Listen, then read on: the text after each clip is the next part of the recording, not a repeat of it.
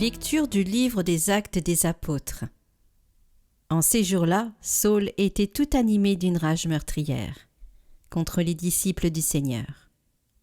Il alla trouver le grand prêtre et lui demanda des lettres pour les synagogues de Damas, afin que, s'il trouvait des hommes et des femmes qui suivaient le chemin du Seigneur, il les ramène enchaînés à Jérusalem. Comme il était en route et approchait de Damas, soudain, une lumière venant du ciel l'enveloppa de sa clarté. Il fut précipité à terre et entendit une voix qui lui disait « Saul, Saul, pourquoi me persécuter ?» Il demanda « Qui es-tu, Seigneur ?» La voix répondit « Je suis Jésus, celui que tu persécutes. Relève-toi et entre dans la ville. On te dira ce que tu dois faire. » Ses compagnons de route s'étaient arrêtés, muets de stupeur. Ils entendaient la voix, mais ils ne voyaient personne. Saul se releva de terre, et bien qu'il eût les yeux ouverts, il ne voyait rien. Ils le prirent par la main pour le faire entrer à Damas. Pendant 3 jours, il fut privé de la vue et il resta sans manger ni boire. Or, il y avait à Damas un disciple nommé Ananie. Dans une vision, le Seigneur lui dit « Ananie !» Il répondit « Me voici, Seigneur. » Le Seigneur reprit « Lève-toi, va dans la rue appelée rue droite, chez Jude. Tu demanderas un homme de Tarse nommé Saul. Il est en prière et il a eu une vision. Un homme du nom d'Ananie entrait et lui imposait les mains pour lui rendre la vue. Ananie répondit « Seigneur, j'ai beaucoup entendu parler de cet homme et de tout le mal qu'il a fait subir à tes fidèles à Jérusalem.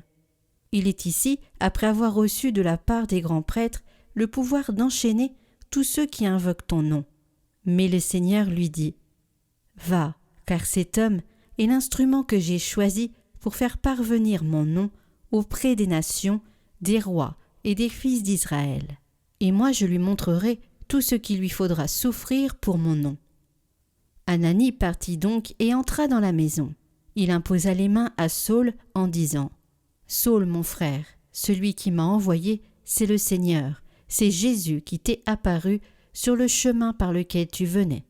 Ainsi tu vas retrouver la vue et tu seras rempli d'Esprit Saint. » Aussitôt tombèrent de ses yeux comme des écailles, et il retrouva la vue.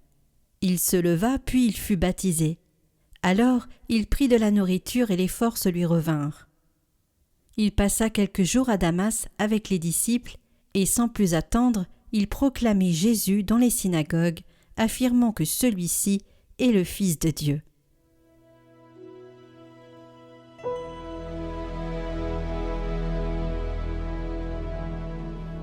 Allez dans le monde entier proclamer l'Évangile. Louez le Seigneur tous les peuples, fêtez-le tous les pays.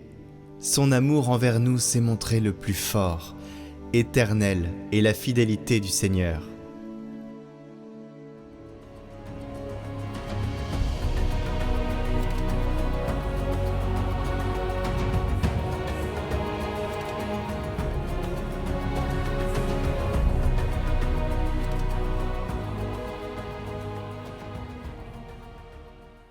Évangile de Jésus-Christ selon saint Jean. En ce temps-là, les Juifs se querellaient entre eux. Comment celui-là peut-il nous donner sa chair à manger ? Jésus leur dit alors : Amen, amen, je vous le dis. Si vous ne mangez pas la chair du Fils de l'homme, et si vous ne buvez pas son sang, vous n'aurez pas la vie en vous. Celui qui mange ma chair et boit mon sang a la vie éternelle. Et moi, je le ressusciterai au dernier jour. En effet, ma chair est la vraie nourriture, et mon sang est la vraie boisson. Celui qui mange ma chair et boit mon sang demeure en moi, et moi, je demeure en lui. De même que le Père qui est vivant m'a envoyé, et que moi je vis par le Père, de même celui qui me mange, lui aussi vivra par moi. Tel est le pain qui est descendu du ciel. Il n'est pas comme celui que les pères ont mangé. Eux, ils sont morts. Celui qui mange ce pain vivra éternellement. Voilà ce que Jésus a dit. alors qu'il enseignait à la synagogue de Capharnaüm.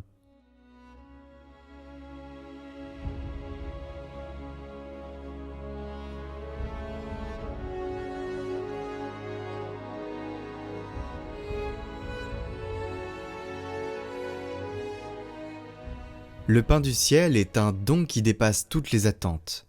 Ceux qui ne saisissent pas le style de Jésus restent méfiants. Il semble impossible, voire inhumain, de manger la chair d'un autre. La chair et le sang, au contraire, sont l'humanité du Sauveur, sa propre vie offerte en nourriture pour la nôtre. Le Christ, vrai homme, sait bien qu'il faut manger pour vivre. Mais il sait aussi que cela ne suffit pas. Après avoir multiplié le pain terrestre, il prépare un don encore plus grand. Il devient lui-même vraie nourriture et vraie boisson. Le pain céleste qui vient du Père est précisément le Fils fait chair pour nous. Cette nourriture nous est plus que nécessaire parce que elle rassasie la faim d'espérance, la faim de la vérité, la faim de salut que nous ressentons tous, non pas dans notre estomac, mais dans notre cœur. L'Eucharistie est nécessaire pour nous tous. Jésus prend soin du besoin le plus grand. Il nous sauve en nourrissant notre vie par la sienne, et cela pour toujours. Et grâce à lui, nous pouvons vivre en communion avec Dieu et entre nous. Le pain vivant et vrai n'est donc pas quelque chose de magique. Ce n'est pas une chose qui résout d'un coup tous les problèmes, mais c'est le corps même du Christ qui donne l'espérance aux pauvres et vainc l'arrogance de ceux qui se gavent à leur détriment.